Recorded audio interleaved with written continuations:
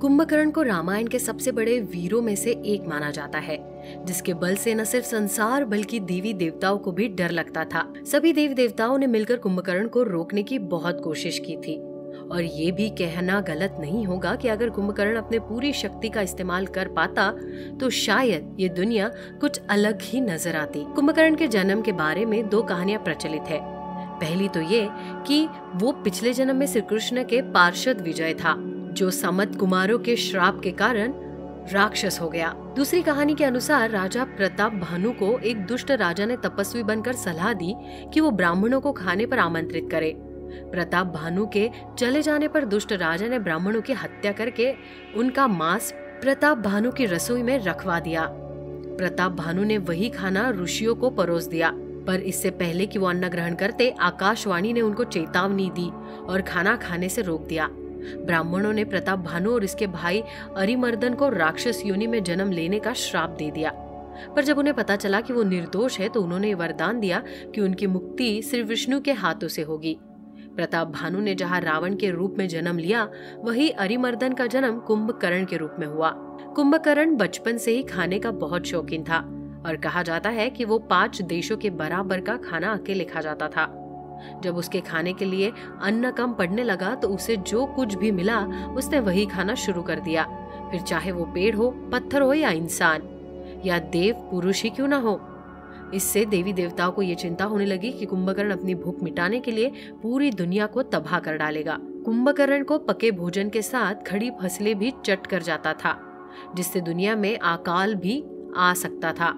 उनकी बढ़ती समस्याओं से परेशान होकर कुंभकर्ण को उनकी माँ कैकसी ने तप करके ब्रह्मा जी से वर प्राप्त करने को कहा, जिससे वो पूरी दुनिया पर अपना आधिपत्य स्थापित कर सके।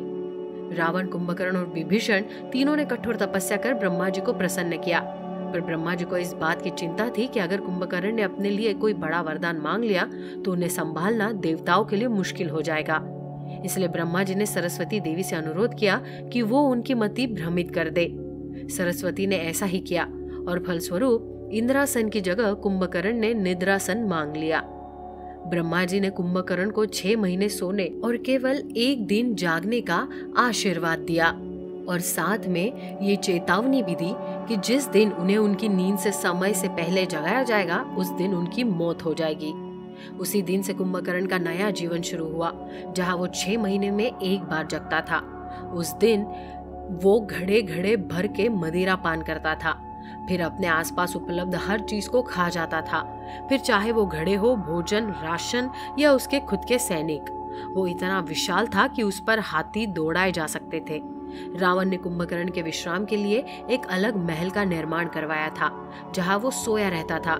कुंभकर्ण इस बात से वाकिफ नहीं था कि उसके पीठ पीछे रावण ने सीता का अपहरण कर लिया था और अब दोनों सेनाएं आपस में भीषण युद्ध करने के लिए तैयार है। रावण के ज्यादातर सैनिक युद्ध में मारे जा चुके थे और जब उसे कुंभकर्ण की सहायता की सख्त जरूरत थी, पर समस्या ये थी कि कुंभकर्ण के नींद के जगने के 6 महीने अभी पूरे नहीं हुए थे। पर रावण उस समय तक का इंतजार नहीं कर सकता था।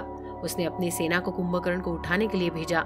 उसके कानों में बाजे और ढोल बजाए गए, भालों और तलवारों से उनके शरीर को गोदा गया, उनके शरीर पर भैंसों को चलवाया गया, उन्हें चींटियों से कटवाया गया, पर किसी का कोई प्रभाव नहीं पड़ा। आखिर में जब उनके शरीर पर हाथी चलवाए गए और स्वादिष्ट खाने की महक को उनके तक पहुंचाया गया, तब जाकर कुंभकर्ण की नींद टूटी। उठते ही उसने घड़े भर भर कर मदिरा पी और फिर उन भैंसों को भी खा लिया।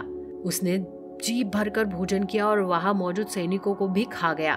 सब कुछ हो जाने पर उसने बचे कुचे सैनिकों से पूछा कि उसे क्यों उठाया गया है। तब कुंभकर्ण को पिछले कुछ महीनों में हुई घटनाओं से वाकिफ करवाया गया। तब रावण उनसे मिलने आया और कुंभकर्ण से मदद मांगी। कुंभकर्ण ने पहले तो रावण को पराई स्त्री का अपहरण करने के लिए दुत्कारा, पर आखिर में उनकी मदद करने को तैयार हो गया।